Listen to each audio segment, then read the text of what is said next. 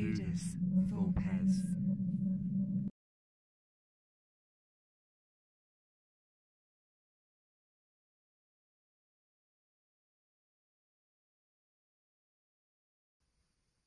Welcome to Ludus Vulpes. My name's Kirsty. I'm Phil. My name's Matt. I know, it's strange. There's a guest. Not just any guest. Matt the Collector, the owner of more board games than most game stores. Yes. I don't know what you mean. You join us as we work our way through our Essen preview. Woo! The most anticipated games from Essen 21. Definitely. Or at least mine. Oh, really? Yeah, It's like that, is it? Of course it's like that. We shall see. We shall see. So we're going to go from 10 to 1 and we're going to look at the games that really tickle our fancy. There have been some last minute changes and updates. Yes, that was me. Panic research has I happened. think Yes. we've got it down. Yeah. We do. Yeah. Yeah. Um, Don't you dare. You're starting at 1, Kirsty. Cheating. I'm not cheating. I had originally wrote it 1 to 10 and realised I couldn't hide it, so then I had to rewrite it 10 to 1. Yeah, I need to. I should have written it 10 to 1 because now I'm going to look at the top. Yeah. Oh, okay. That's not a good idea. That was a terrible idea. Well, how did you guys do your list? How did you come up with your Okay, so breakdown? my specification to get onto my top list was as follows. Firstly, it could not be an expansion from a game that I already owned. It could not be a game which is a reprint. Okay. There was...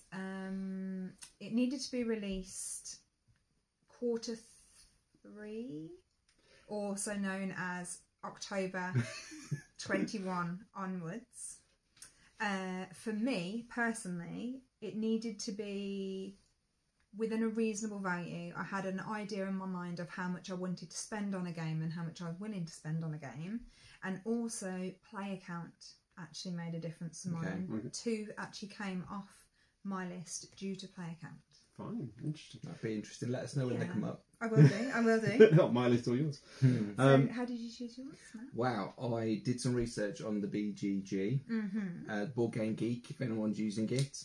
And on there you can look at player counts and you can look at designers, look at comments, you can look at reviews. It just gave me a feel as to what is coming out. Narrowed it down to about 18 games and then just sat and pondered, looked at the list and arrived at what I think is obviously the world's greatest top 10. Obviously. Right, okay. And I'm not far. How did you do it? I'm not far off either of you. I got down to about a 19 list, and then I started taking things like expansions off because there are definitely some expansions I want to pick up at Essen. So we got the expansion to Lost Ruins of Almanac will be out at Essen. Fingers crossed, stock permitting, which we'll be bringing back with us, and a few other expansions that are out there. I'm assuming you'll be picking up Trails of Tucana expansions. That might be coming up at the end, but I'll tell you now, it's called Ferry. Go and get it. If you haven't got Trails of Tucana, it's a really good roll and write. Probably one of the best in my opinion. But it's really definitely, I think that's definitely worth a mention. And yeah, after any release date, October and beyond. So it might not be out at Essen. It might be something that's coming out next year. But if it was available for demo, I wanted to put it on the list and say, actually, this is something I want to sit down and play. And just let's see where we get to. Who would like to kick us off? Kirsty. Ladies first. Okay, so my number 10 was one which has been jumping on and off the list. And this is one that the boys already know because I did have to get some advice. So technically I said I wasn't going to do a reprint of a game. However, apparently this is different because it is a big box version of the game. So, my number 10 was Port Royal, a big box. So, the reason why I chose this one, look at my little notes, don't be looking at my notes for me. Don't be looking. We're waiting. No one take a sneaky peek at Kirsty's notes, she's vicious if she's upset. So, obviously, it's a Pegasus Spiel game. Yep. And it's the reason why I've chosen this one, I've gone out on a limb with this one because I don't know the game. It's by fantastic designer Alexander Pfister, who has done one of my favourite games. Yes, I'm putting it out there, Great Western Trail. So the idea behind the game is that you hire ships and crew, you complete missions, and you conquer pirates.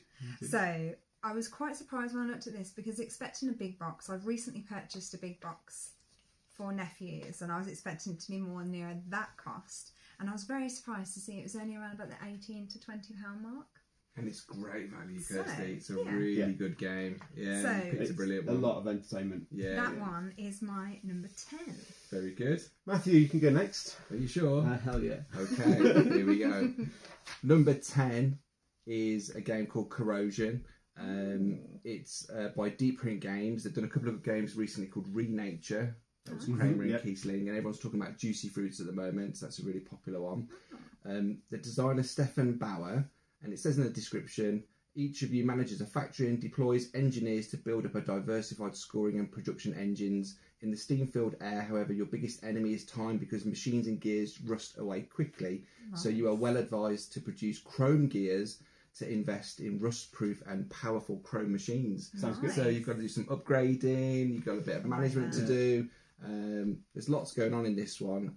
I had a good review from some other YouTubers, so can't wait to try it. Quite like the idea of degrading components as well. So you put something out there, and over time, you've got a limited number of turns before. Yeah, it plays 1 to 4. It says it's card drafting, always like card drafting, hand management comes into a lot of games. And it's a 3 on the BGG weight, so not too heavy. Yeah. Okay, That's my number 10. That's called Corrosion. it sounds good. Sounds interesting. So no crossovers yet. I wouldn't have expected it. My number 10 got on the list because of the designer, I think, more than anything. Okay. And it was I was in a real sort of dilemma about 10 and 11, and I ended up settling on a designer that I trust to produce to design a good game. So my number 10 is Almanac Crystal Peaks, second in the Almanac series, and Scott Arms is the designer. Very good. Tiny epic games. I've got quite a few, and I've always enjoyed them. Almanac, you are playing through a storybook type thing. There's a little bit of quest development, moving around, worker placement, turn order bidding, and selling resources and trading across the countries you visit.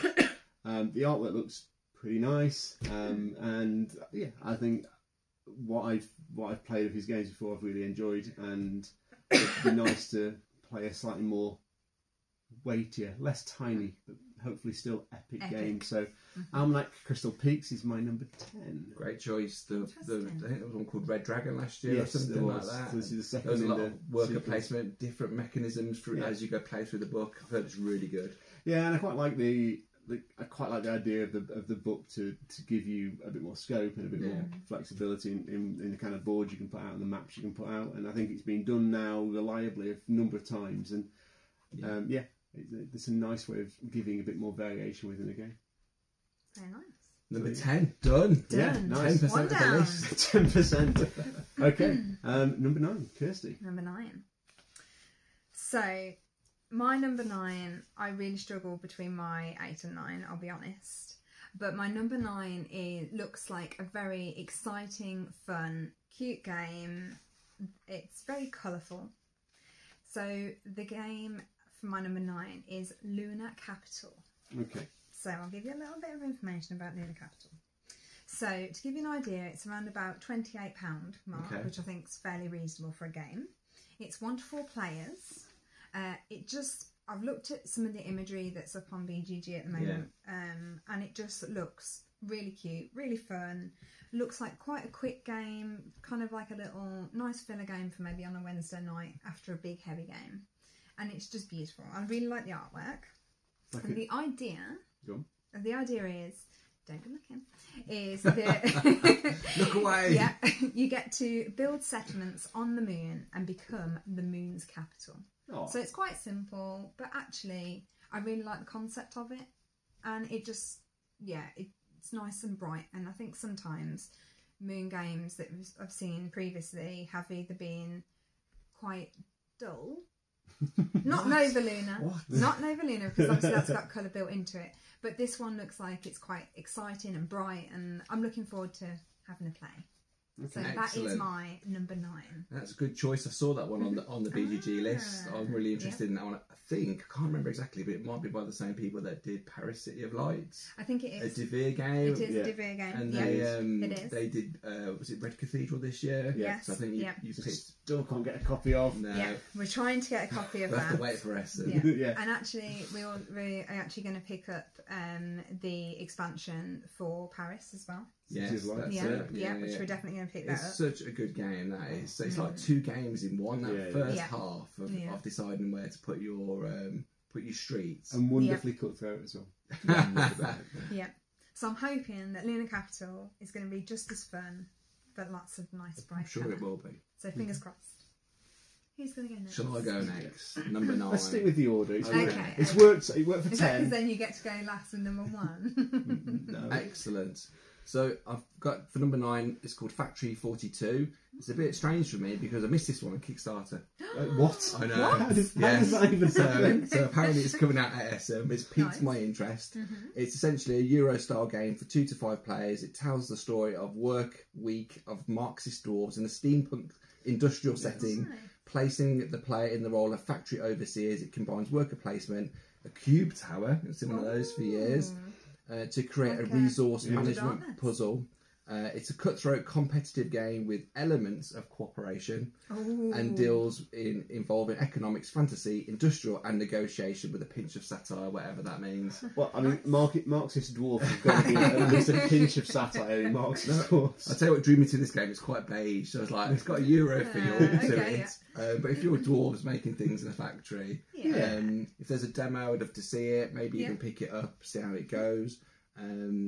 It's by Dragon Dawn Production. I don't think they've done anything else. Looks like a first-time designer. How do you guys feel about semi-cooperative normally? Love it. Yeah. I guess there's...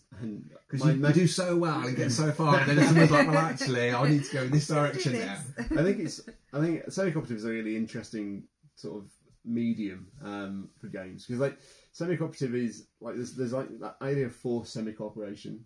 Yeah. But actually, there are other games that sort of encourage semi-cooperation, but you don't have to. You don't have to follow that path. Games like Archipelago, where you can stab people in the back. You all need to explore. You all got to do something to progress the game. So that's interesting. So I do like a good semi-co-op. I do. Excellent. Well, that's my number 9, Factory 42 by Dragon Dawn Production. Cool. My number 9 is Garden Nation. Great choice. Well done. Yeah, thanks. There we go. It's always good to get some approval. Yeah. So, and actually, what drew me to it is it looks like it's got a shared player board. Which, when you're either cooperating or battling over a shared player board, there's a lot of push and pull, and I love that kind of push and pull mechanics where you are moving things around, and it sounds like there's elements of sort of quite high interaction, and the concept art looks really nice, and 3D city builder thing going on, and it looks like it's got a lot of the things that I really enjoy in the game, and that kind of that push-pull mechanic across all the players, and it looks like it's going to look glorious on the table. So it wasn't really I'm going to do a lot of work on this one, but actually I looked at it and went, do you know what?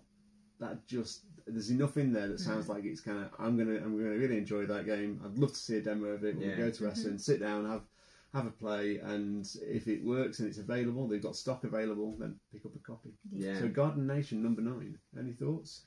It was my number 12 on my list. Really? So I was very close to putting it on. It does look different, and there's a real theme, I think, of nature games at the moment. Very much so. They seem to be quite prevalent. Yeah. And I just like the idea of building something up, and you know, if you have to attack somebody by accident, then so be it. But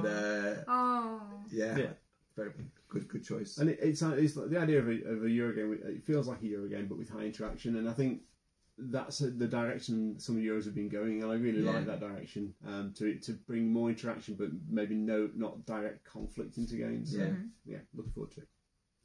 That's our 9s. That's exciting. Yeah.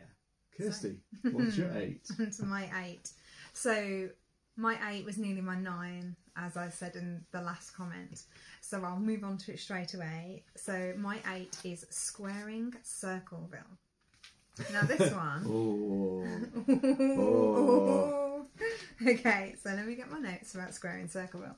I like this one, although it is, I think, perhaps the most expensive on my list. And probably your heaviest. It's Yeah. by Spielworks. Yeah, it's is gonna by be a cracker, that Spielworks. is. Yeah, it is. So I really, really liked the concept behind this one. Change a town from circle to square. Yeah. It's basically change the unpopular road structures. And I just thought, do you know what, actually I really like that concept.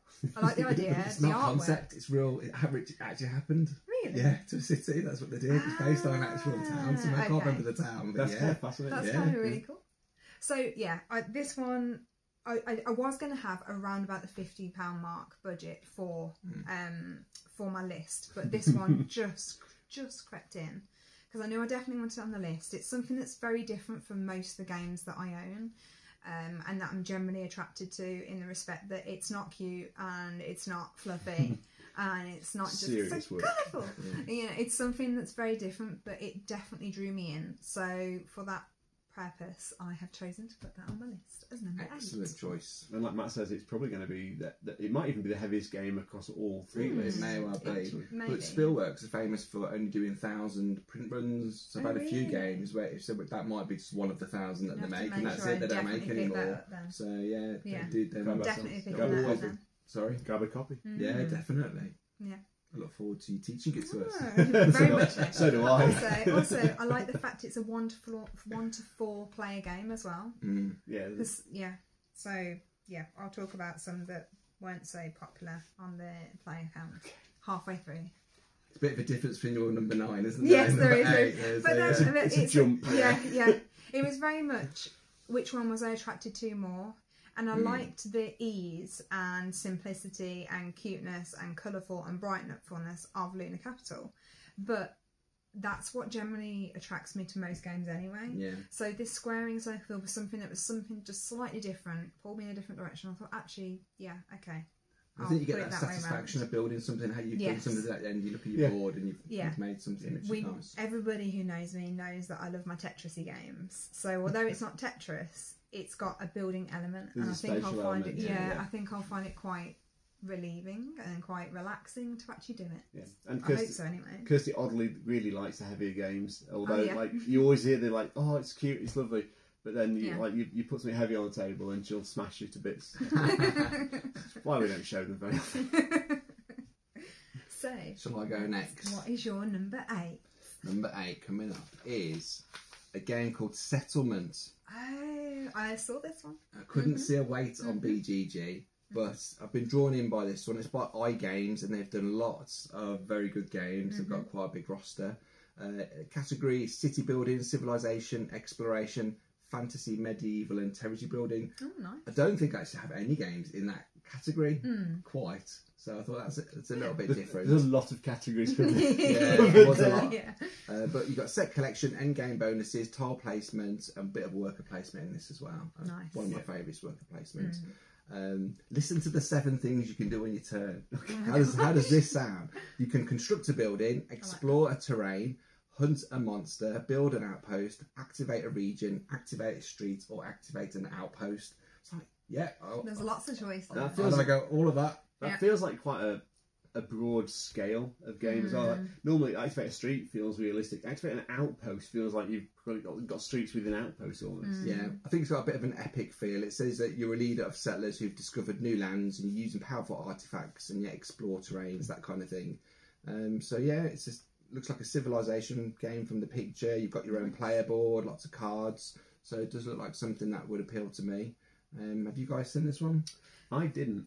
I didn't stop on it. I mean, I've been. Yeah, I think we all went through the same list, but I actually didn't stop on that one. No. I started it and looked at it quite a lot, and I was like, and for some reason I didn't write it. There was some, I can't remember what it was, but there was a reason. You were saving it for me, wasn't you? Obviously, that's what it was. it might have been cost. I don't know, because at the time I was trying to keep around the £50 mark.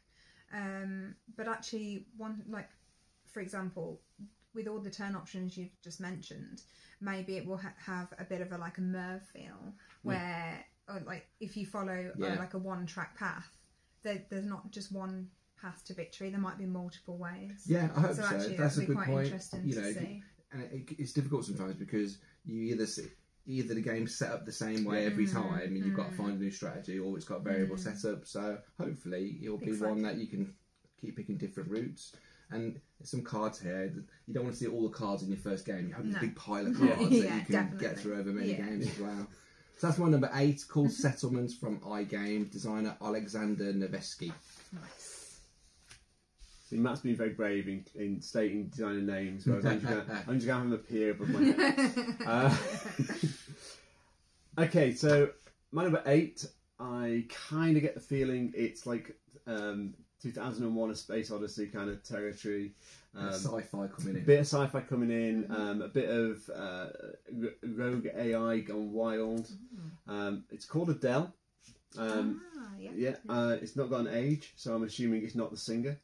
Oh, nice. That's fair. And apologies, Adele, if you want to. I'm sure you're not. Although if you are, drop us a line. Yeah. We need a new theme song. That would be very weird. So, in Adele, it's a 1v many. So, I'd argue almost immediately there's something going against it. Because not a lot of people like 1v minis. I actually do like 1v minis. You get that kind of like Games Master kind of feel to it. The one is always the bad guy, and the many are often the good guys. But you are fighting. The one is a rogue artificial intelligence who is trying to ruin your attempts to land onto Mars. The 4 other players are trying to get the ship safely into its berth, and you're working with unique character sets, abilities to do different actions and different things well. And sounds great. Get me a pen. The actions are. So I think one of the interesting things is how you overcome some of the challenges in the 1v many. So the AI player will be sitting there, and the team will be able to discuss. But then, you'll be picking actions, you'll be hiding the actions you pick behind a screen, so the AI player can't see them. But at the same time, the AI player will be able to hear the discussion, so we'll have an idea of what the team are trying. That's interesting. Honestly, I'm surprised it didn't get higher on my list, because every time I look at it, I got quite excited by it. But at the same time, it's a thing that when you've got a 1v many game, if the person playing the 1 is good and is a little bit vicious, the many are going to get smashed on a regular basis, and that game's going to feel awful. You say that, but if they're cooperating well and they can all discuss their plans, then it can be a good, What's the play count on good that one? shootout. It's 2 to 5 or 3 to 5. Okay. How do you feel about being the 1? I am. He's always the one. Mysterium, the ghost. When Fantasy Flight brought out the app for Imperial Assault, I still prefer playing the 1v many partly because I think you can really, if you play the 1, you can really give all the players a really great time, and I think there's something really nice about delivering a narrative story. So is it a board with miniatures, or is it standees, or what's it look like? It looks like there's some standees moving around the board. There's a board for the players, and then hidden player boards for engagement. Nice. Actually down it could the be table. really, could be really interesting. So let's hope it's for sale. demo first, but it'd be great if it was for sale. So that's my number 8, Adele. Very exciting. Yeah. So then, 7s. on to 7s. Okay, so my 7, for the life of me, I cannot remember where I saw the game. Whether it was on a Facebook page, or whether it were promoting it, or whether, I don't think it was a Kickstarter because I couldn't find any reference to it. But there was something that just drew me to it. And my number 7 is Neoville. So, and I will go into why I liked Neoville and the cost of Neoville. Don't be looking at my sheet, boys. Is that like the Matrix? Well, no. So, I did, yeah. So, Neoville comes in about the £25 mark. It is by Blue Orange Games, and it's very much a city building game, which obviously I enjoy. I mean, I like little tiny towns, and I like the cutesy ones. And squaring circle mill as well. Exactly. There's a theme. It's for 2 to 4 players. And what drew me to it was the fact it's got colourful artwork.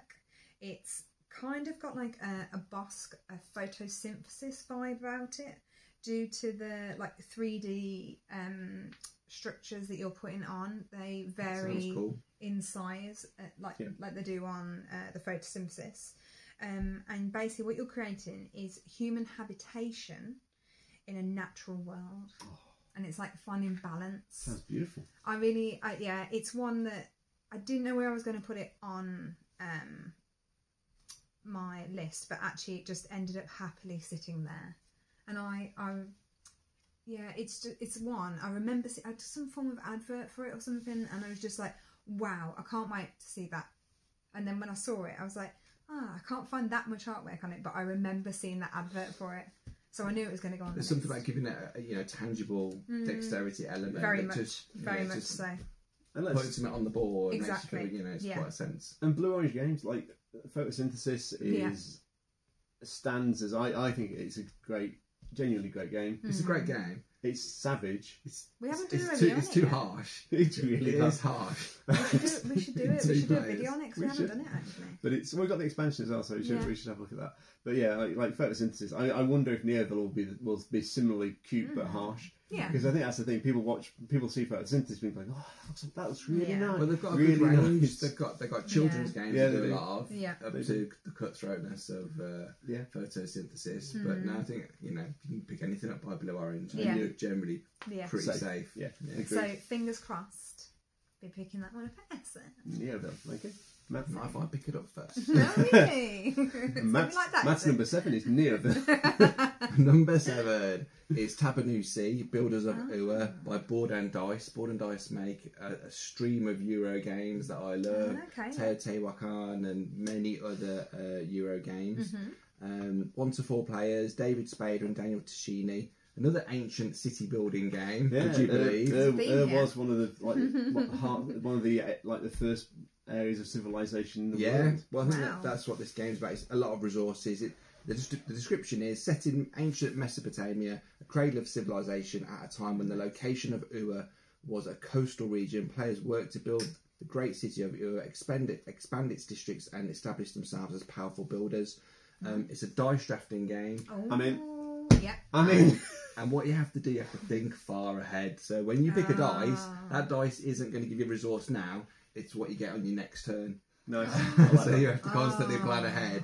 So some people like that, a little bit of stress, and myself included. I'm going to say it's a 3.75 on the Geek, so it's getting up there, not quite a 4. So I think there's going to be a lot more thinking, and it's got boats that you have to build, and they also did Marco Polo 1 and 2 as well. So they've done quite a few good games. A bit like Feast and Odin when you build the boats. I don't think so. I think it's something to do with the resources, and this is the problem. You can't always get all the information. There's not always the reviews when you're trying to plan to get to Essen. That's what makes going to Essen exciting. You get you'll see a lot of designers at Essen. For those of you who haven't been to Essen, you'll see a lot of designers at Essen who you might not, if you're in the UK, you might not see at the UK Games Expo. I'm looking forward to meeting them all. They're looking forward to meeting you as well. I would like someone to play photographer so I can have some photos with them. I'll do it for you as well, Matt, don't worry. Thanks. I did meet Ryan Knizia last time we went, didn't I? That was cool. He was devastated. He didn't have his bow tie on. He was. He did mention that, didn't he? But yeah, it's the beauty of Essen. You get to play games as they get close to release. And a lot of games these days will come through Kickstarter. So Cascadia is an example where we've got a copy of Cascadia from Kickstarter, but it will be due for release at Essen. And that's its commercial release, and but a lot of games haven't gone through Kickstarter still, and you'll see them for the first time. And they'll start getting reviews after Essen, so there'll be a bit more information out generally after October, November. But with Board and Dice, they're not always the most thematic games. They give it a setting, but it's the mechanisms that make it strong, and that's what I really enjoy. That's my number 7. Tabanusi, Builders of Ur. There we go. It's just it's fine. So mine's a little bit. My number 7 is a little bit different. Very much picked partly for my love of card games, partly because the theme looks really evocative and interesting, although, as Matt said, setting maybe more than theme.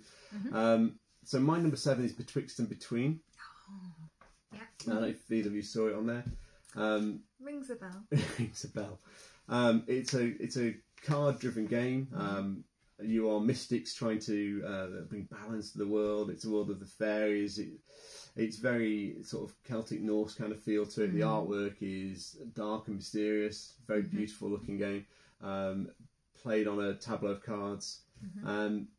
And is very much a sort of drafting combo driven game, and just appeals to everything that I like in a game. So it has I love a good card game. Edge of Darkness, thank you. But I love a good card game. I love being able to like work through the way you're going to manage combinations, the way you're going to manage your hand, the way you're going to. And this one looks like you're also going to be managing cards on the table as you go as well, and moving around the scenery on the cards. So it looks like you're going to have the opportunity to draft cards from that scenery or affect the scenery. So. Yeah, it looks like a really interesting game. It looks the artwork and the theme, the setting is a really nice setting, a slightly darker setting, fairy setting. I would say, and it looks really nice. So my number 7, Betwixt and Between, cards, combos, drafting, all the things that work for me in card games. Be interesting to see it. Yeah, I think so. I'm looking forward to it. So then, on to number 6. I believe we're getting there. So getting there. Okay, so. My next one is, I hope, sticks to the theme. I really hope sticks to the theme. So it's the theme that got you first, not the mechanics, would you say? Yeah, very much the theme. Yeah, the theme with this one. And the artwork looks beautiful for it. It's quite Art Deco, which is very in at the time. If I can guess it. Keep going. No, I'll just tell you. So my number 6 is 1923 Cotton Club. Okay, so that's interesting. This one, let me get my little notes up so that I can talk about it. It's on the other side for this one. The best known jazz club in New York. Yes, it is. Speakeasy. Yep. It's from Looping Games. And it's going to be around about the £20 mark, which I was quite surprised when I looked at some of the artwork. I was expecting it to be a little bit more than that. You're basically running a 1920s club in New York, as Phil said, and the winner is the one that makes the most successful club. It's as simple as that. Yeah. The theme is very jazz. Yeah. It's like, it seems that it's been really well thought out culturally. It's looking right. The artwork's looking good. It feels like it's going to have a really good vibe. It's for 2 to 4 players. The theme is definitely what's drawn me. We don't see many music games, do you? Really, it's not a theme that you come across very often. And I think that actually there's possibly a bit of a gap there. I wonder whether there'll be a playlist. Maybe to put on with it while Actually, you're playing. What a great idea! Just like put a playlist on Spotify, 1923 Cotton Club playlist, and advertise that as well. That's one way to draw people to your booth, isn't it? Exactly. Yeah. I've got one music game called Symphony Number 9, but I never got around to playing it. It plays best with 3 or 4. Yeah, so it's quite a unique theme. Play it. Can play it on the channel sometime. Absolutely. I think people would like to see that. Is that a card game or a dice game? What can you remember? Putting you on the spot. I think it's cards. Yes. I think it's cards. I've got to go and do some more research now, haven't I? Another one I for me believe to so. check out. But good. yeah, it's definitely one that I thought I really, like it. really want the to theme's drawing you in. Yes, definitely. So number 6, 1923 Cotton Club. Very cool. Shall I go? You should. Number 6 is Origin's first builder. Now, you may have spotted I'm into Euro games. What? Really? Yes. So they kind of gravitated towards my top 10. But this is another Euro game. It's by Board and Dice. Again? Second one in a row. Adam Krapinski designed this one, which is a bit unusual because he did Nemesis. And that's not some a Euro other game. really big miniature games. So it's a little bit different. Hate to say it, but ancient city building civilization. I know, but it's a bit different. I'm borrowing your sci-fi theme, Phil. We've got motherships, and you're visiting motherships to get resources. Okay. But it has a 1 to 6 dial on the mothership. So when you go there, you can go there with a 1 because it's on a 1. But that means you then turn that to a 2. So if Phil wants to go there, he's got to put a number 2 on it. But if you go to that mothership with the same coloured dice, you get a bonus. Okay, cool. And you're building up your civilization that way. It's got worker placement. So hang on, it's another city builder, another dice drafter. I don't make the theme. But no, it's another classic Euro games from Board and Dice. They tend to just tip my box in that you get to have quite a streamlined experience. There's a lot of learning ahead of me if I carry on down this route. I'll be joining your board game table, I think. But it does look interesting to me, and I'm looking forward to hopefully seeing it in action at the booth. I do actually think, just on a little thing that you just said there, actually, it might be worth doing some playthroughs of games which are of larger numbers, because I do think some games do change on a larger number. Play count matters. A lot of times play count really when matters. you get to 2 players, there tends to be some sort of alternative setup or Very rules, much so. isn't there? Yeah. And I think it can get missed a little bit. And I think the reason that 2 gets missed is because a lot of publishers are concentrating on 1-player games. Yeah. They've seen a whole new market. Create a good solo experience. And I think the 2-player, genuinely, these days, probably the solo games are better than the 2-player sometimes. Which is understandable. They want to appeal to as many people as possible. I think Stoneway Games affected that as well when they sort of started pushing the Automa Factory and actually insisting on a good single player experience. Well, all of their games, he said, would be a 1-player game minimum. So that's my number 6, Origins First Builders, rated it as a 3 on the BGG. Could go up or could go down, and I look forward to giving you a review. So, my number 6 is nothing like the other 6s. Are there no motherships? There are no motherships. Oh. No music? No music. Are you sure you couldn't create a music I background could create a musical background for it. There will be swords and magic and fireballs and orcs, and there will be pencils scribbling out monsters. Oh, really? And it will be Dungeons & Dragons, Dungeon Scrawlers. Heroes Under the Mountain. It's an and right game, flipping right, all the right style game, where you are playing as a unique D&D style character. Well, D&D character. It's D&D themed. It's set in Dungeons and Dragons setting.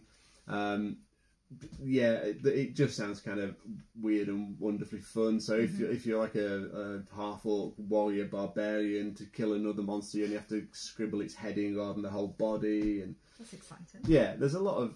It sounds like it plays over 3 rounds. You explore 3 maps. After you've explored 3 maps, the person who's grabbed the most and gained the most out of that particular run is declared the winner. Okay. But it just sounds. So you build a dungeon and you got to run through it. The dungeons there are 10, I think, in the set. Okay. Yeah. Which I'm assuming will be individual pads. And you do a dungeon run. You fight monsters. And see how you get on. Excellent. So D&D Dungeon Scrolls. It sounds light. It sounds fun. It's, I think, a 10-minute play time. So it's not set up to be a long play. But it's one, quite like the Dungeons and Dragons setting. Roll and write, flip and write style games are just easy to set up and play as well. And there's been quite a few. I'll really loosely use the term dungeon crawl style roll and write, flip and write games recently. But this one probably caught my eye, probably because it's got the backing of Dungeons and Dragons, and it's probably got a bit more heritage to it. And we'll see if it's any good. I think as we're going around, you'll probably see that there'll be a lot of roll and writes. I think you're right. And it seems to be like a publisher's got to have a roll and write in its arsenal to appeal to avoid. Sometimes you think, well, if you're good at that game, just make those games. But everyone can see the affordability. Obviously, not that cost. The cost to produce must be low versus retail. Yeah. I think because last time we were at Essen, you introduced me to Copenhagen Roll and Write, which is on the shelf somewhere. Yeah. And it's it doesn't lose that much of the original game and then to condense it down into a small box that you can just chuck on a table and go, right, we can play this in half an hour and we're done. Very portable, aren't they? And it's just in a world where actually you might be meeting 1 or 2 friends in a pub and you've got a small round table to play at. They are just a great opportunity to have a bit of fun, and I feel like they're games that require lightness to them rather than trying to be like overburden themselves with complexity and detail. Yeah. Although we see more of those kind of complex detail versions coming, and I've not played any of the really heavier ones. Is it an officially licensed product? Yeah. Is it? Yeah. I hope so. Otherwise, we're probably going to get sick. it'll be a short print run. Yeah. Short print run. So there you go. D&D Dungeon Scrollers Heroes Under the Mountain. It's very exciting. My number 6. As we're halfway through, we've obviously mentioned there's a couple of games that would have made the list had we not either probably already got them or them being expansions. So I think ones we've already mentioned are City Paris Lights. Yeah, the expansion, the Monuments expansion. The Trials of Tucana expansion, Lost Ruins of Arnak expansion. Yeah. There's a lot of quite tempting expansions as well. What other expansions are we going to get on the list? There's one for Pipeline that's come out that I'm interested in. is. I've been trying to break Pipeline out a few times now, and maybe the expansion improves it, or Pipeline was released the last time we got to go to Essen, actually. So it's interesting because I put Pipeline on my list, and then when I was going through the checklist of making sure A, it was an expansion, B, when it was, and then I realised I'd chosen the expansion. But Pipeline would have been on the list. Yeah, I've heard it's a really good game. If you know it well, you can get it done in an hour or so that's good. But that's a tile placement, and you have to turn your pipes, and you have to run your engine. So it's a really good game. I like that. Is there any mentions? I think for me, like we've already mentioned Cascadia. We picked up as a Kickstarter, but actually it's just a great game, and it will be on its commercial release at Essen. So we won't talk about it on the list, but it's really good. Anything that you've had recently that's on the list? No, because that was what I was looking at on the short list. Alright then, so we'll go on to number 5. So my number 5 has already featured on someone else's list. Crossover. Yes. Mine. So the first crossover, which one is it? Betwixt and Between. So my number 5 is Garden Nation. Correct. So I liked this game the moment I saw it. So let me just get my little notes on Garden Nation. It's got an interesting box, hasn't it? It's green, it's got a little city in the background. It does draw you in a little bit, I think. It's an interesting art style as well. Yeah, it is very much so. It's not obvious. So what drew me in, obviously Phil's waxed lyrical about it, so I won't go too much into it, but what drew me into it was, it's by Bombix. Is that how you say it? Bombix? Yeah. Town building in a garden. 2 to 4 players. It's got a nature theme. It's got very cute artwork. It's very territorial. And what I also liked was the 3D play. Yeah. I think it's actually going to be a really cutthroat game, actually. Yeah, very much so. Weren't you using some garden utensils? Wasn't there something? I can't quite remember. Was it? Yeah, was it a wheelbarrow or? Seems like you're like there's some of the artwork was like they're living in like a radio, so it's almost like gnome-like, isn't it?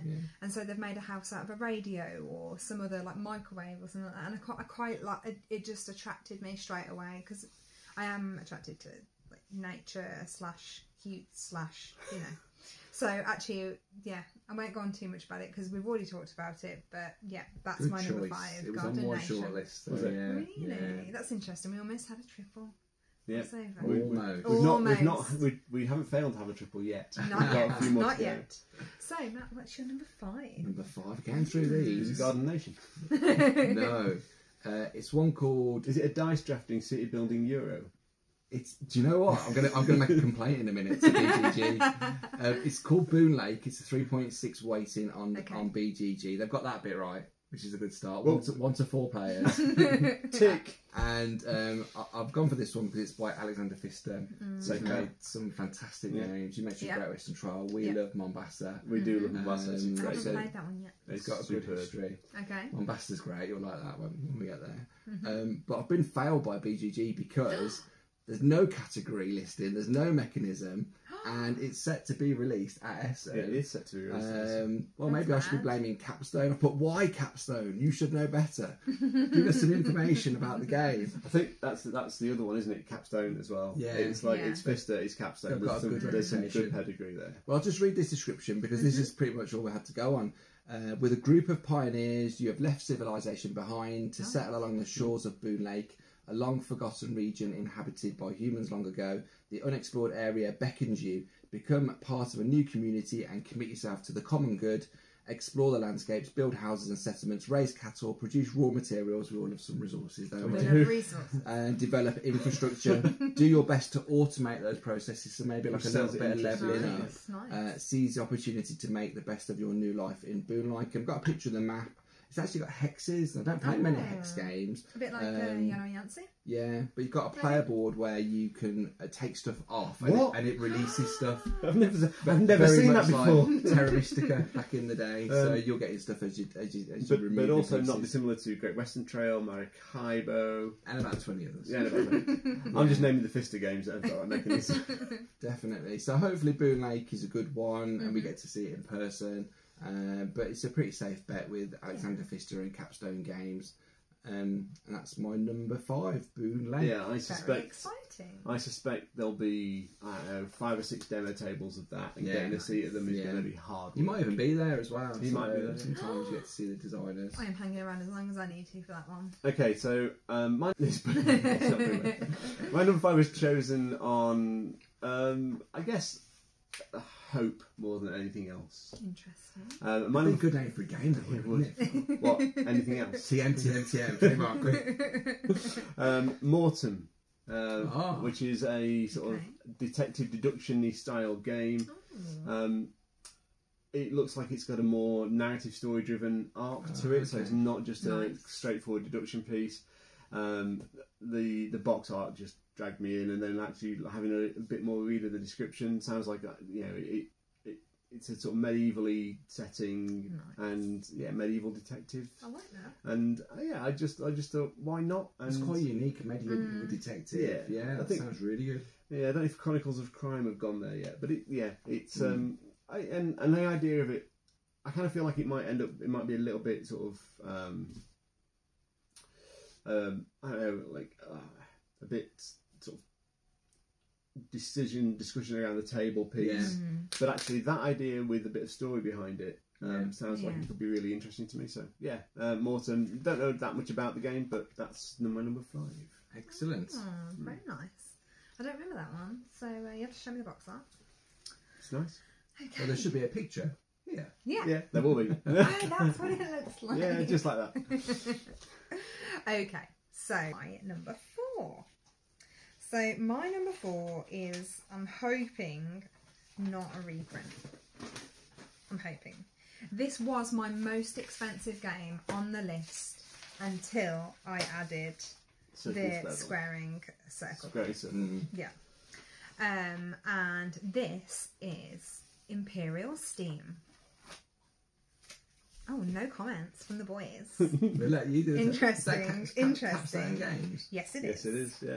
So, I don't really have that much about it because it might have been towards the end of me rushing to get this done on time. Let me help you out. It is for 2 to 4 players. I like the idea that it is a rail network building, and I like the fact it's not just a sort of like Ticket to Ride type one. It's set in the industrial ages. So I'm hoping, like what I've seen from the artwork, it looks quite cute. Looks quite the colours colourful. Are great, aren't they? And the change, yeah. Oh, so you noticed them. I'm hoping that it's going to be a good game. Anything you'd like to share about that game, boys? I think you picked a solid. I don't know the designers on that one, but a solid company, Capstone Games. They always produce something that's quite testing as well. And I do like train games. I think people they like maps. They like route building. Very much so. It's quite an appealing. Transport. Route building is a good, is a good solid mechanic, and it looks like a really satisfying game, and Capstone have got some really good heavier titles in their arsenal. I feel this is going to slot in. I suspect it might be a shares game as well, where you're buying shares, so that just gives it that extra edge and that extra element of There's a lot of games that we've got in the collection which hint at, like, obviously there's Ticket to Ride, which is obviously Train, the Europe edition, rather than the London one. But Generational. you know, things like Great Western Trail, it's got a little train in, and it's got a little. But there aren't that many games that in the collection that have. Yeah, we don't have any like sort much of heavy train transporty. games. Yeah. So You do. actually, I wanted to add this one because I felt like I it was think a gap in my It'd collection. be a pleasure to play. I think they'd be a really good job. Yeah. Yeah. Maybe we could So- unshrink it and learn it then and Yes. there on the night. Let's do it. Sounds good. So I was thinking D&D Dungeon Scrawlers might be one we open and learn on the night. That might be more appropriate. That deduction game sounds good though, Phil. yeah, so definitely. Yeah, it does. Hopefully. So, Matt, you're number 4. on to your number 4. Number 4, it's running out. It's a shame. And it's It's nice. exciting. Number 4. Mm-hmm. My number 4 is a game called Messina by Delicious Games. Vladimir Succi, or Succi, I think you might pronounce it. He's got quite a few games. He's done Prague. Yeah, well done. And Underwater Cities. We just had a conversation about Yeah, how we good have. Pulsar is. And some older games, Shipyard Last Will is quite famous for. All very good stock. It's down as an economic and medieval game. And the description on this one is it takes place during the introduction of the Black Death and the spreading of its infection through towns. During this time, merchant ships delivering luxury goods to Europe brought these countries an unprecedented epidemic. And it's set in the city of Messina, Italy. And it's such a rock solid designer, and obviously it's hard to. Yeah, he's got his own company now by the look of it, but it just looks nice. Player board looks like a modular as well. Nice. So it says it got a rundown, so it could be really good. Nice. Yeah. Variable setup, which is always nice because like with Praga, the way you set it up, you're getting that little bit of unique start. Modular board as well. So yeah, worker placement. Nice. It's a bit of everything. A bit of worker placement. But do you know what? You trust him, and that he builds that trust equity in a game and reliability. He's only putting out one game a year, Which is a nice. I think that's a good. Like you've got a chance nice to to aim really polish it as well. Yeah.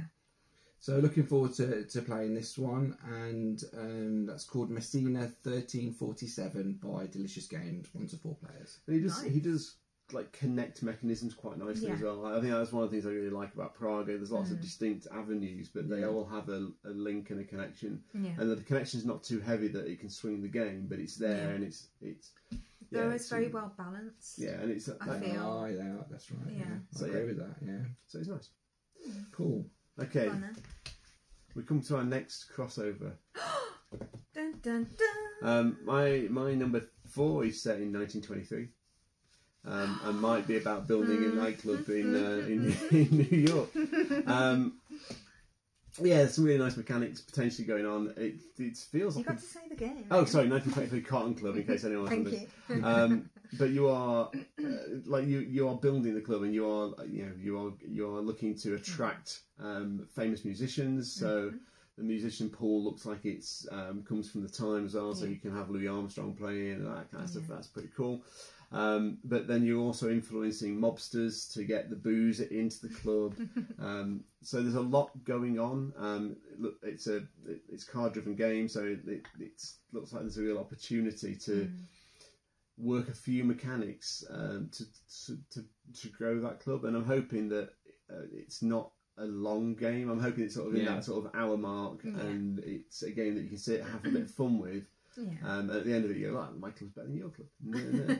And that'll be fine. And as Kirsty's already mentioned, the artwork looks superb and really nicely done. So I saw it and it sort of pinged out at me because I love jazz music anyway, and it was just one of those things. I was like, do you know what? Let's have a little bit more of a look at it. And the idea of sort of working with like sort of gangsters to bring booze in and then attracting the, it's trying to live true to its theme, and that we'll see if it does, because that's always a challenge with these games. But 1923 Cotton Club, my number 4. Nice.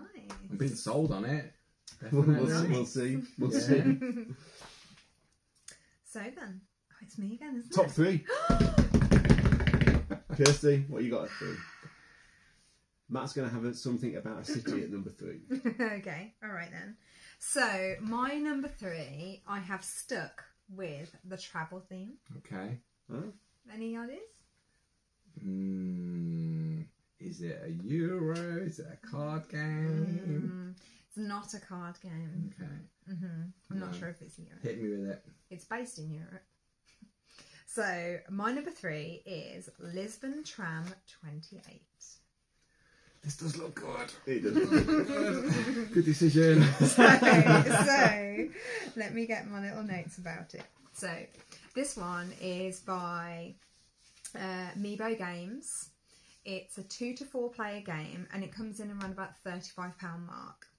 So the idea and the aim of the game is to collect passengers and take them to visit some of Lisbon's most beautiful monuments. Why does that sound fantastic? It does sound it sounds and Lisbon is such a beautiful city anyway. Yeah. Absolutely stunning. So it's one of those that it just looks like the box art's beautiful. It looks like it's going to be, it might be a light game, it might be an easy game, it might just be, you know what, a nice hour or two of just enjoyment. Yeah. And that's what I want sometimes from a game. I don't want too much heaviness. I don't always want the cute and the fluffy and the adorable. Sometimes I just want something, do you know what, let's get from A to B and maybe earn some money along the way. A fireside game. Yeah. You sit by the fire, Yeah. warming your toes, Yeah. drinking a whiskey, and just Or wine. Yeah, just yeah. It looks like the artwork in this is really pretty, but in like a really nice stylized way. So I'm quite looking forward to picking this one up. And yes, it's another transport, but I think it's in a completely different you're not category tripping to over the transport Imperial. games though, No, so I think no. it's quite a nice genre to be. Yeah. So And I'm quite transport- looking forward to that one. Yeah, transport games have got a lot of different, like, you know, you've got route building, but then you've also got pick up and deliver style transport Yeah. games. And Yeah. there's a lot of variety in there. So And like tickets and planning the route to make sure that people see what they want to see in the order they want to see, I believe, from what I've read. Okay. So did you have, was this your short list? It was on my short list. It looks absolutely fantastic. Yeah. You picked a really good game there. good. So, Good. yeah, So looking yeah, forward to that's playing my it. number 3, Lisbon Tram 28. I'm going to have to run to the booth before you are. Get it. No! I'll be in heels and I'll Look still at get there distraction. quicker. I'll go next. We're down to last 3, aren't Yeah. we? Yeah. I've got 4 bits of paper. What's that all about? Oh, we'll find out. no. Maybe there's an honourable mention in there. We'll Yeah. see. Okay, So number 3 is a game called Gollum. There's no BGG rating at this time. Some of the YouTubers said it was very, very heavy. Yeah. Unapologetically heavy. Okay. So that always piques my interest. But it's by Cranio Creations, and they're quite famous for their heavy games. Okay. They made Barrage. Yeah. Have you heard of Barrage? I've heard Yeah, of it, great but not made reputation. it yet. Yeah, it's ruthless. You can take people's water supply, and Have that's they the got an end of their expansion game. coming out for Barrage? I think so, yeah. I think Yeah, I've never played that one, but the reason I'm interested in this one, it's by Flaminia Brazzini, Virgilio Gigli, Simone Luciani, and they made Solkin, Grand Austria Hotel, Lorenzo, Marco Polo, some absolutely fantastic games that I love. Set collection, variable player powers, variable setup. Now I've watched a playthrough of this. Have you really? Have you? It's full of tracks. If you like your tracks, you're going up one track, down the other track, Oh and my gosh. it's a pure, Euro game. Are you going to be able to remember to do everything? Wow! You can't always, can you? Like, No, can I just no. take that move back? And then Phil goes, no. Yeah. I rarely say no.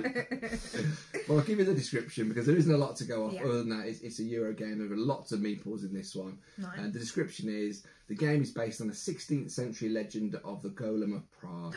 Yep. It is. Yeah, I remember reading that as well. An really? anthropomorphic creature that Rabbi Lowe animated starting from a clay statue to protect his people. In the game, players take the role of rabbis who create and grow these powerful creatures that will be moved into the neighbours of Prague under the control of students. So I think there's some witchcraft or spells or something. Be careful, because if a golem becomes too powerful, Phil, it will destroy everything it encounters on the way. They're terrible like that. Oh, So no. yeah, I've watched it. It is very, not to say bland, but it's no theme. It's more the setting and mechanisms, as we know. But with those designers and Cranio Creations, it's probably a safe bet. But be prepared. It's heavy. Apparently, It was on my short. It was on my short list. yeah. Yeah, it really was. And I'll lend it to you. thanks, I'll buy it anyway. It was on my short list, but it was the risk of me getting frustrated with the lack of theme. That knocked it off. Completely makes sense. Definitely. And I don't need a lot of theme, but I need thematic sense in my rules. Yeah, and I think that may be a little bit disjointed. And I think it gets more difficult as the years go by, and being a gamer for a few years now, is that you've got to continue to push the boundaries with new mechanisms. It probably distances themselves from themes even more so, because you've got to stand out. You want to get your game signed. You've got to be unique. So I wonder if that's part of the challenge, actually, because you've got this idea of new mechanisms you want to try out, or you want to combine mechanisms in a new way, but actually a publisher wants to see a theme that sells. So let's stick to a theme and let's refit those mechanics to a theme rather than building from the theme into the mechanics. It is difficult, because I applaud them for going with something that's completely unique in terms of themes. There's lots of themes that get reused, so it's a bit of a different way to come at it from. So the proof will be in the pudding. I'm keen to give it a try. Just very briefly, while we're mentioning Prague, shout out to Lindsay and Marvin Prague. Can't wait to see you at Essen. Okay, you can go on. I'm looking forward to seeing you as well. And me. Hiya. Okay, my number 3 is a game that nearly made somebody else's list, and I know didn't make somebody else's list for very particular reasons. But I refuse to not put this on the list. It's quite high up, Phil. Controversial. How do you know? How do you know what it is? And it sits in a category of games that I really like, but they are particularly limiting because they require higher player counts. Oh no, I know this. Can I guess it? Can I guess it? You can. If this is what I think it is, this is the one that didn't make my list because it requires a minimum of 4 players. Yeah, it does. So what did that put you off before we go any further? So, because it's so unusual for me to get 4 players together, especially for things like the channel, that if I'm going to invest X amount, I can't remember how much it was now, X amount of cash right now, I'll tell you, because it's actually on my note, it got crossed off on my note. Almost made it. Yeah. So actually it's £25, which wasn't too bad. What's the game? The great. I think it's Dreadful Circus. It is Dreadful Circus. Oh, so I was right. Okay, so shall I say why I didn't choose it? So basically, it's my pick, but you say what you want. Your circus building. It's by Portal Games. It's 4 to 8 players. It's very steampunk. It's colour. It's got hidden bidding cards. It's funky. It's very Tim Burton inspired. However, the reason why I didn't choose it was because I was trying to invest in games on my list that could play a minimum of 2 players, and that's the only reason why it got crossed off. Okay. Because I want to be able to play this game no matter what we're facing as winter hits. Being allowed to see people or not. Snowed in. Yeah, you know, absolutely. You just don't know. So I didn't want to invest in a big, massive group game when the world's so uncertain right now. How many players in total, Phil? 4 to 8, Matthew. Well, I mean, it plays a crowd then. It does, and you are building a circus. You're attracting this. This is a dark and sinister, twisted circus who come to town and I don't know, steal babies or things. Get me a ticket. You can't say that. I can. I just did. But there's negotiation. Like there's hidden bidding, and it's like negotiation games just work better with more. Bidding games just work better with more. Like QE. Like QE, Chinatown. Chinatown love. Don't play it with 3. It's a 4 or 5 player game. Yeah. And it just. I love the idea of sort of bidding for pieces, negotiating with the other players around the table. It looks like a bit of a free-for-all at times, and I like that in the game.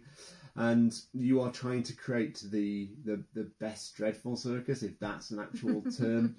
And the artwork is quite appealing, but actually any game that has a group of 8 players sat around the table bickering with each other for a couple of hours, well, an hour or so, for me, that hands down is going to be a lot of fun.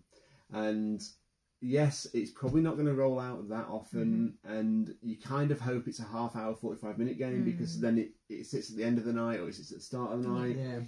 It sounds like it could be a good one for the collection. You've got something there. Absolutely. You do get a crowd. So, and as long as the rules are relatively simple, it's one that you can play with a broader family rather than it doesn't have to be all gamers. And I often find games when you get that sort of 4+ player count, games tend to have more straightforward rules that like people can just pick up and play. So Dreadful Circus. I know it. I know it, like 4 to 8 player count is going to be tricky for a lot of people, but Captain Sonar is a tricky game to get to the table, but hell, it's fun when you play it. So I don't know that one. It's a lot of fun, but it really plays 8 players and doesn't. It can play less, but you really play with 8 players. Dreadful Circus at number 3, and it's really high on the list because that sort of bidding and negotiation piece really appeals to me, and I really like that in games. I also like games that can get the night started, almost that social element where, and sometimes you find it when you sort of sit down at the start of a games evening, everyone's a bit flat and a bit lackluster, a bit shy. And actually, Portal are good publishers as well. And Portal are very good publishers. You can put your faith in them really, so it should be a good game, all being well. So there we go. Dreadful Circus colour in it at number 3. It's very exciting. It's dreadfully good, Phil. It is dreadfully good. I hope it is actually. Right then. Number 2. On to number 2. Number 2. Okay, so I do have to make an apology here. So my number 2, I believe, is a reprint, which I did say I wouldn't, but it's an upgraded, modernised version of a much older game. So have you played the older game? No. So this is a new experience for you. Yes. Okay. And is it Monopoly? No, it's not. You never played Monopoly? Yes, I have. Less about that there. So, had I not already owned Cascadia would have taken the place of this game because from what I can see from the artwork and the theme. Okay. So my number 2 is Fjords. Okay. I didn't see that. So it's a beautiful, stunning artwork. Like, it's right on point for what I love in games at the moment. So let me just get my little notes on it so I can talk to you about. Yes, very much. So we've got city theme, nature theme, and weird theme. Yep, you got that right. Eclectic film. Okay, so, and also it's important to notice that that the Fjords is only if I can get the Jarl edition. Okay. Which is important because there's a difference between the versions. Yeah. So what I liked about it, this was top of my price list with it being £52. Yeah, I know. So what I love about it is the beautiful artwork. The multiplayer variants that come with the Jarl edition is much better than that comes in the standard edition, basically. From what I can see roughly from their Kickstarter page, that the details are on there. Just competitive game. Yes, and it's about landscapes, Vikings, tile laying. It's basically a cross. From what I can see and what I've seen so far, it's from Grail Games as well, so I think that's kind of reliable. Yeah. It's Cascadia, the beauty of Cascadia mixed with Ethnos. Oh, really? That's like how, Ethnos? Yeah, and that's how I feel. From what I've seen and the research I've done, that's how I feel this game's going to be. It's a bit there, majority control in there. Yeah. And actually, I hope, I've seen some of the artwork and it just looks stunning. I'm not 100% sure whether it's Best Sober working on it. I don't know. But yeah, the artwork on it is just amazing. It's 2 to 4 players, and yes, I said I didn't want to do a reprint, but it's a remake and a slightly different edition with a Jarl edition. Okay. So that is my number 2, which was very well excused. Number 1, number 2. I wasn't sure, so it was really hard between my 2 and my 1. They don't tend to bring back older games if they're no good. Exactly. So you get a second edition because there's a good game in and there. often tidied up as well. Yeah. But this is a remake of a much older game. Apparently, it's like a revamp and just like let's put a 21st century spin on the original. Nice. So I'm hoping it's going to be a good one. I look forward to being taught it, way. Yeah. Okay. Looking forward to it. Excellent. Matt, number choice. Right then, number 2 we have got. Dun, dun, dun. What was my number 1? Really? Until this afternoon. Oh, interesting. My number one has promoted itself because I couldn't see when it was coming out. I was looking and I managed to catch a video on YouTube about it. So it's made this one my number two. It's called Ark Nova. Oh, I look this by one. Fuel Spieler, who do some quality games. They did Crystal Palace. It's actually a 4.17, so it's quite a heavy game. You've gone mega heavy on this list. Well, let's see how I get them all back in my suitcase. This was my number 12. Number 12. Yeah. Excellent. No. Actually, both of you have gone heavier than me on this list. Yeah. Well, it's an animals economic environmental game, and in Ark Nova, you will plan and design a modern, scientifically managed zoo with the ultimate goal of owning the most successful zoological establishment. You will build enclosures, accommodate animals, and support conservation projects all over the world. Specialists and unique buildings will help you in achieving this goal. So it's almost like a little business simulator in my mind, that you're getting to build your own zoo up, and you've got working it properly as a zoo. I saw a brief playthrough where if your board game is central like this, you've got 5 card slots, so this action here will give you 5 of that action, and then it reverts to this spot. If you want to take another action, you can do it again, but you only get 1. So it's quite a unique mechanism from that point of view. So I'm looking forward to running my own zoo, hopefully. Can't wait. Very excited. The artwork was really nice on that one as well. There's lots of cards. It's by Matthias Fig and Fuel Spieler, put out some good games. So that's Ark Nova. Very nice. Very nice. Well, and continuing the environmental theme again. Okay. But actually, it's a revisit on this list for this particular one, and it's a crossover with Kirsty again. It's Neoville, Blue Orange Games. Everything that Kirsty said, and then my hope that it's as cutthroat and savage as Photosynthesis. It looks like a beautiful production. It's an interesting 3D component.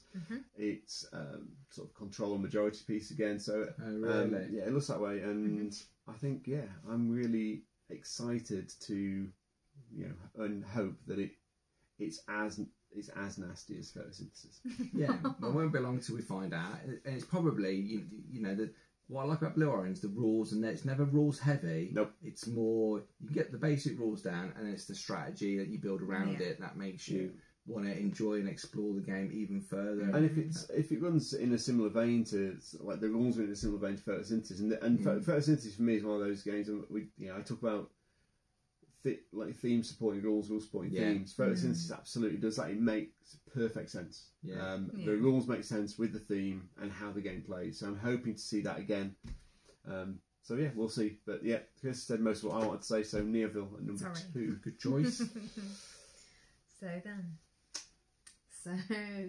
Final one. Okay, so I'm going to go first on number 1. Yeah, because you criticised me for wanting to drop my number 1 last. So I'm going to go first, and then you two can fight it out. I think actually it's better for me to go first because mine has already featured on someone else's list. Well, mine has already featured on somebody else's list as well. Really? So shall I go first? No, you can go last. No, it's your show. You can go last. Go on, Kirsty. Kirsty, me, then Matt. So mine has already featured, and it is Betwixt and Between. Number 1. Number 1. Okay. Yeah. And so this game was one that I really, really liked right from the start. The artwork is it's a little bit sexy, it's really good colour. The use of colour on the board is so it's quite orange in tones, but then the actual player board itself, on some of the images that I've seen, is come out like turquoises and teals and blue, almost like flowing water, and it's just, those colours are like right up there for me. So let me get my little notes. Obviously Phil has already explained most about the game, but it is top of my limit. This one was just over, and actually it didn't make it on the list because of the price, but then when I added the other 2 on, which were just over 50, I had to put this on. So it's by All or None Games, and it's approximately £52, bearing in mind that these are like conversions, from so euros, yeah. give or take. It's 1 to 4 players, amazing artwork, beautiful board. It's got solo and multiplayer variants. The theme is magic, spellbinding, and it's an adventure Euro. So obviously Phil's already discussed all the other ins and outs of the game, but it's just captured you, hasn't it, by the sound of it? Yeah, very Sounds much like so. one that, you know, I think we're all going to have a game, aren't we? Definitely, See if we can, definitely. It's one that it drew me in, and I'm fascinated and I can't wait to play. Excellent. Okay. Well, Very you much so. both had it on your list. It was on my short list. If you scroll down my Really? wish list of about 18, Really? it's Wow. in there, yeah. So it's definitely we've one all that's got up towards there the then. same sort of thing. It does look really good, actually. Yeah. And I'm really excited to play it. Yeah. So really excited to play it. Matt, what's my number 1? Oh. It's on your list. There's a clue. Oh. It's going to be, let's have a quick look. It's going to be, if I had to pick one, it is Messina 1347. Oh, no, it's Blue Lake. Oh, Alexander Pfister. It's the only one that isn't face up here.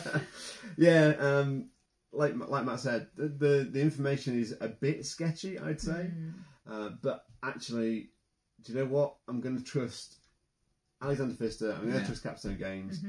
And I think, for me, Pfister's games have been getting more. The sort of big box individual releases have been getting more interestingly weighted, more interestingly mechanicked, and it's almost like as a designer he's learning to put more and more pieces together. He's got a lot of the sort of lighter stuff like New Dale or Oh My Goods, and the guy's being relatively prolific, but he seems to be jigsawing mechanics together and puts his own flair on things, doesn't he? And so I'm hoping that this is the next iteration and the next step forward. And there's, I really enjoy Maracaibo. Looking forward to the expansion for Maracaibo as well. Yes, we've been picking that up then. Did he put a game out last year? So this might be 2 years in development. Yeah. It might be something that could be pretty special. And also I think that when you've got a Great Western Trail under your belt, it gives you the freedom to explore and do other things. You don't have to go off searching for your evergreen, so you can take a few more chances, I think, sometimes. Yeah, and you can push risks a little bit more. And I think with 3 variants of Western Trail coming out over the next few years, he's not going to be short of profile either. So I'm really hoping that this is a nice diversion. There's a bit more weight, a bit more complexity to it. And just really looking forward to it. And like you say, the player boards look great. The main board looks interesting, hexagons rather than anything else. Yeah, it's right up here. Have a look at the main board. And I just think it's going to be, like I said, I would like to demo it. If I can't demo it, I'll buy it anyway. So I might well just buy it. But I feel like the demo tables are going to be heaving for it because it will be popular and it will be quite exciting, I think. So that's my number 1, Boone Lake. Really looking forward to it. I think we should maybe, because the rules are online, we could print the rules off and try and learn it before we go and play. It could be one that we could get straight to the table if that sounds exciting. If we could get through that. So when we say print the rules off and learn it, I assume that's aimed at me. It's your number 1, Phil. I'm sure I can chip in. Right then, the last one. What a great evening. Thank you for having me. It's been a pleasure. It's been really good. Number 1 is a game called Brazil. So Brazil, I couldn't find any information. It's not on the BGG shortlist to say it's definitely coming out at Essen.